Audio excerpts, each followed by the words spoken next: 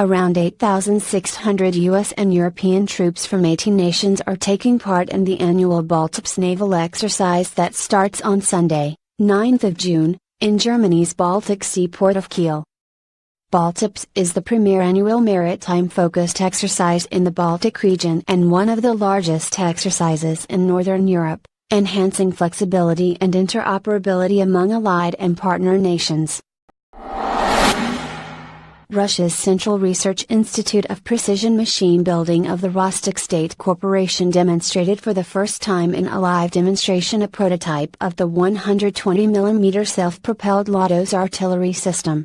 A larger presentation of the combat vehicle will be shown to the public at the International Military Technical Forum Army 2019, held between June 25-30 in the Patriot Congress and Exhibition Center, near Moscow, Russia. The modern Lotos SPG, which is capable of airborne and amphibious operations, performed detour and maneuvering tests along a predetermined route at a speed up to 30 km per hour.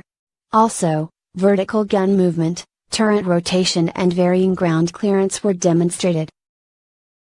The Lotos SPG is created to meet the needs of the Russian airborne forces. It weighs only 18 tons and its 450 horsepower engine can reach the speed of 70 km per hour with a range of at least 500 km. The self-propelled gun is operated by a crew of 4. It has a rate of fire of 6 to 8 rounds per minute and firing range of up to 13 km. The gun is mounted on a chassis based on the unified BMD-4 MIFV, with a modified compartment for the 120mm gun with a high degree of automation for preparing and carrying out firing operations.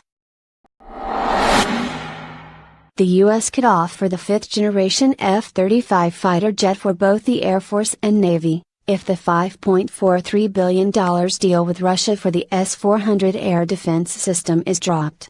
The U.S. has been increasing pressure on India over the S-400 deal that was signed in October last year, with senior Washington officials saying it would have a direct impact on any high-technology cooperation in the future. India is keeping a close watch on what happens with Turkey, a NATO ally, that has already signed up for the S-400 and has been threatened by the U.S. with sanctions and the cancellation of its contract for F-35. Like Turkey, India has stood strong on its purchase of the S-400, but it has learned that only partial payments have been made by New Delhi, given banking sanctions that are already in place for dealing with Russian defense entities. More stringent countering America's adversaries through Sanctions Act. Sanctions have also been threatened against nations purchasing the S-400 from Russia.